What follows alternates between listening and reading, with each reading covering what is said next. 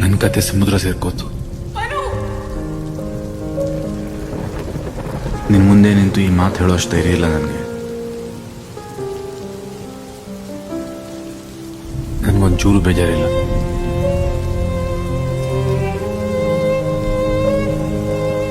ನಾನೇನು ಒಪ್ಪನೆ ಹೋಗ್ತಾ ಇಲ್ಲ.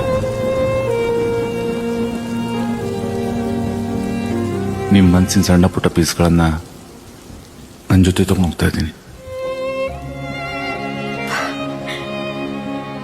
ಕವಿತೆ ಬೇರೆ, ನೀನು ಒಂದ್ ಮದುವೆ ಮಾಡ್ಕೊ. ಈ ಫೀಲಿಂಗ್ಸು ಮಣ್ಣು ಮಸಿ ಅಂತ ಎಲ್ಲ ಟೈಮ್ ವೇಸ್ಟ್ ಮಾಡ್ಬೇಡ. ಆ ಕತೆ ಕೊನೆ ಭಾಗ